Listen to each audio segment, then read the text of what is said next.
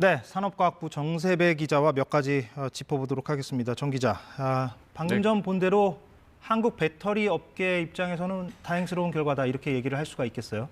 네, 그렇습니다. 요약을 좀 해보면 우리 배터리 기업들이 기존에 하던 방식 그대로 좀 사업을 할 수 있게 됐다 이렇게 말씀을 드릴 수 있을 것 같아요. 종전까지는 기업들이 이러다가 공장을 몽땅 미국으로 옮겨야 하는 거 아니냐 이런 우려까지 있었는데 좀 우리한테 상당히 우호적인 지침이 나오면서 그런 불확실성은 해소가 됐고 현재 국제 배터리 시장이라고 하면 중국 업체들의 점유율이 상당히 높아요. 근데 이대로 가면 나중에는 우리 기업들이 이걸 좀 따라잡을 수 있다 이런 가능성도 높아졌다는 평가입니다. 예. 그런 긍정적인 부분이 있는데, 근데 당초에 이 인플레이션 감축법, IRA라고 하죠. 네.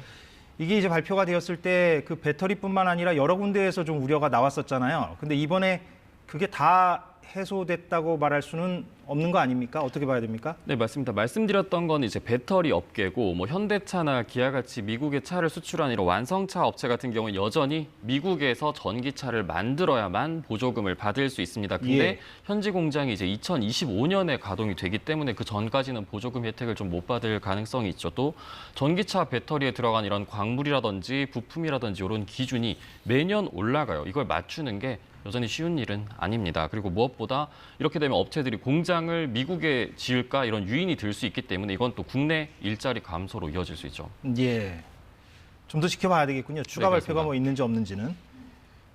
무역 수지 적자 부분도 앞서 우리가 봤는데 중국으로의 수출이 지금 심각한 상황인 것 같아요. 이유를 어떻게 정리를 해볼 수가 있을까요?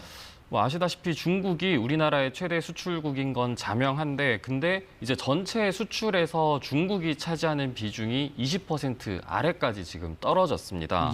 사실 그동안 최대 무역 흑자국 하면 중국인데 이게 이제 최대 적자국이 된 거죠. 지금 나오고 있네요. 네, 이게 미국과 통상 갈등 때문에 중국이 자급자족하겠다, 자국 내 생산을 부쩍 강화하겠다 이렇게 밝혔고 앞으로도 이 추세를 좀 계속 이어간다고 했기 때문에 이런 중국으로의 수출 감소가 장기화될 수 있습니다. 그러면 앞으로 우리가 어떻게 해야 하는가? 물론 이거는 좀 원론적인 얘기로 우리가 얘기할 수밖에 없을 것 같긴 합니다만 어떻게 좀 정리를 해볼 수 있을까요?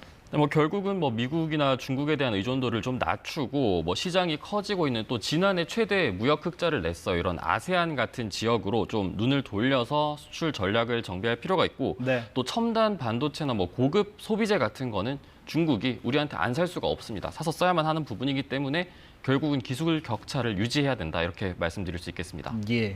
잘 들었습니다. 산업과학부 정세배 기자였습니다.